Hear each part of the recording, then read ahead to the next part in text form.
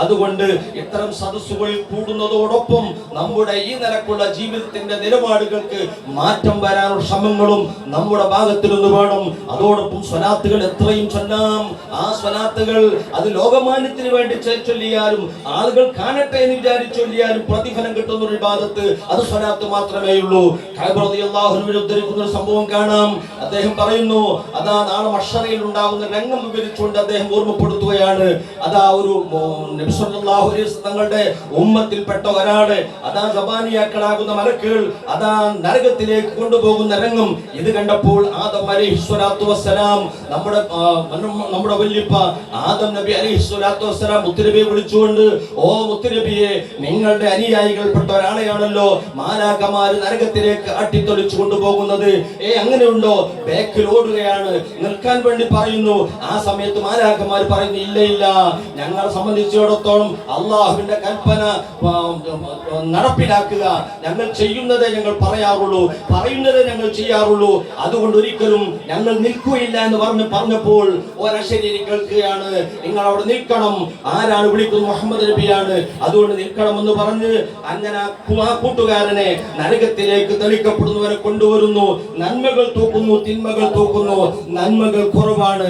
ആ സമയത്ത് അവിടുത്തെ കൈയിന്റെ ആ കുപ്പായത്തിന്റെ ഉള്ളിൽ നിന്നൊരു ഭാഗത്തിൽ നിന്നൊരു പൊതിയെടുക്കുന്നു.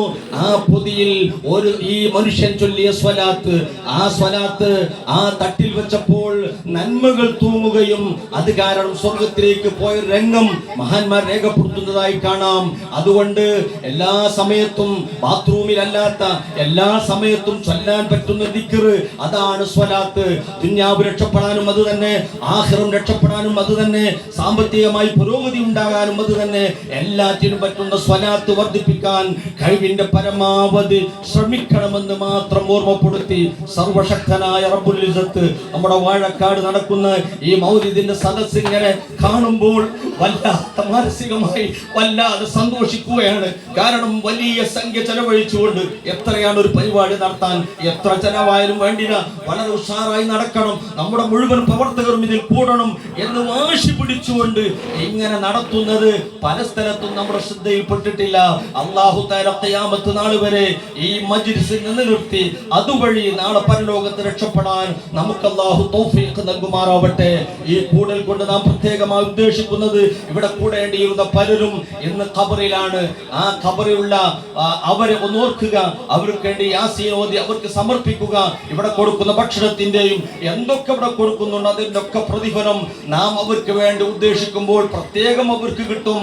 ഉദ്ദേശിച്ചിട്ടില്ലെങ്കിലും മക്കൾ വാപ്പാക്ക് വേണ്ടി ചെയ്യുന്ന, അതുപോലെ ഉമ്മാക്ക് വേണ്ടി ചെയ്യുന്ന, ആ നിലക്ക് ചെയ്യുന്ന അവർക്ക് കിട്ടും, അതിന് പ്രതിഫലം ആസ്വദിക്കും.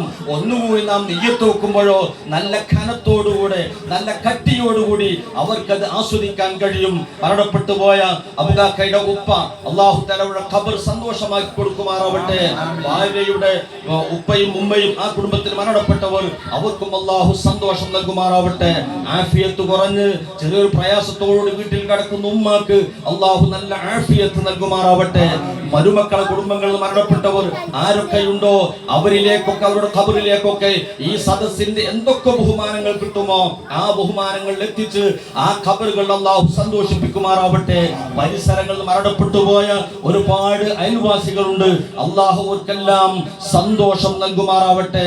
അനുജൻ എന്തോ ഒരു അസുഖവുമായി വന്നണ, എന്തോ ഒരു ചെറിയ പ്രയാസമുണ്ട്, അല്ലാഹു തആല പൂർണ്ണ ശിഫ നൽകുമാറാവട്ടെ, പൂർണ്ണ ശിഫ നൽകുമാറാവട്ടെ.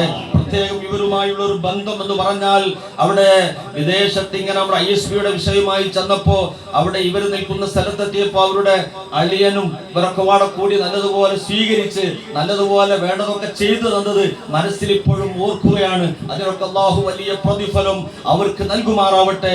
കുടുംബത്തിൽ അല്ലാഹു റാഹത്തും സന്തോഷവും നൽകുമാറാവട്ടെ.